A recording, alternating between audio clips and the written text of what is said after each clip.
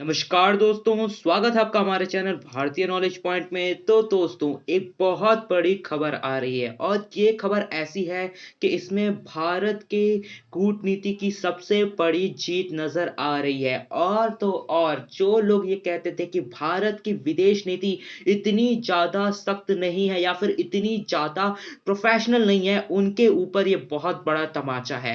भारत ने ये दिखा ही दिया कि चुप रहकर भी डिप्लोमेटिक तरीके से आप बहुत सारे वॉर्स जीत सकते हैं। भारत और नेपाल के बीच में हाल ही में जो रिश्ते बिगड़े थे, उसको लेके ये बहुत बड़ी खबर है। दोस्तों, इंटरनेशनल पूरी मीडिया इसको कवर कर रही है, इंटरनेशनल स्टेजेस पे इसकी बहुत बड़ी बातें चल रही है। मैं सब कुछ बताऊंगा इस वीडियो में, आप बने रहिए हमारे साथ। लेकिन उससे पहले दोस्तों, अगर वीडियो को आपने देखा नहीं है तो इसको पूरा देखना और चैनल को सब्सक्राइब करना। दोस्तों प्लीज आप इस चैनल को सब्सक्राइब करिए। 70% से ज्यादा लोग मेरे वीडियोस को देखते हैं लेकिन सब्सक्राइब नहीं करते। दोस्तों प्लीज करो यार, बहुत ज्यादा मोटिवेशन मिलता है। तो चलिए शुरू करते हैं। तो दोस्तों, हुआ यूं कि भारत और नेपाल के रिश्ते पिछले कुछ टाइम से लगातार बुरे चल रहे थे।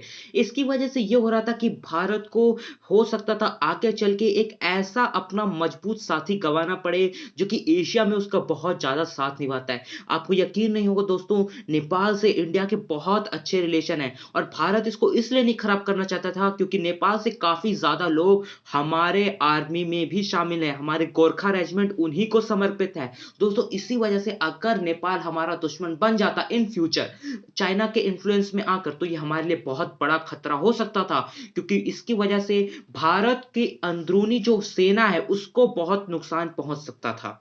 नेपाल के जो प्रधानमंत्री हैं केपी शर्मा ओली, उन्होंने दो टूक चाइना के एम्बेसडर जो हैं वहां पे रहती हैं, उनको ये कह दिया कि आपको कोई जरूरत नहीं है हमारे अंदरूनी मामलों में दखल देने की। हम अपने पार्टी के अंदरूनी मामलों को बेहद आसानी से संभाल सकते हैं।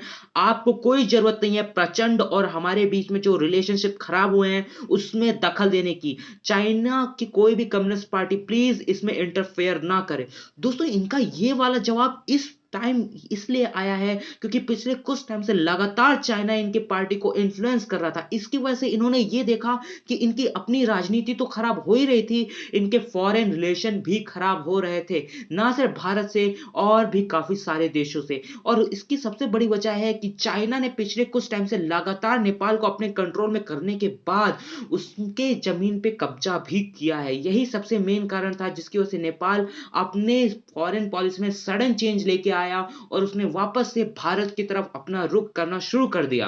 दोस्तों, ये बयान इसलिए इतना ज्यादा जरूरी है कि अभी हाल ही में चाइना के जो डिफेंस मिनिस्टर हैं या फिर आप ये कह सकते हैं आर्मी के मिनिस्टर, वो आने वाले हैं नेपाल में, यानी कि वो अपने नेपाल का दौरा करने वाले हैं। वो भी सिर्फ और सिर्फ उनके पार्टी के जो रिलेशन खराब हुए हैं उसको लेकर। तो इसी वजह से नेपाल में ये बहुत बड़ा बयान सामने आया और नेपाल में भी ये न्यूज़ दिखाई जा रही है कि किस तरीके से नेपाल फिर से इंडिया के साथ जो रिलेशन थे उसको वापस इक्वल करने में लगा पड़ा है। दोस्तों, इसके पीछे एस जयशंकर का भी हाथ है। पिछले कुछ टाइम से आपने देखा होगा भारत के 3 दौरे हुए लगातार एक के बाद एक। हाल ही के महीनों में नेपाल का आपने देखा होगा, हमारे रॉ के जो मिनिस्टर हैं, जो रॉ के सबसे बड़े ऑफिसर हैं, वो भी वहां पे गए थे। उसके बाद हमारे आर्मी चीफ वहां पे गए थे।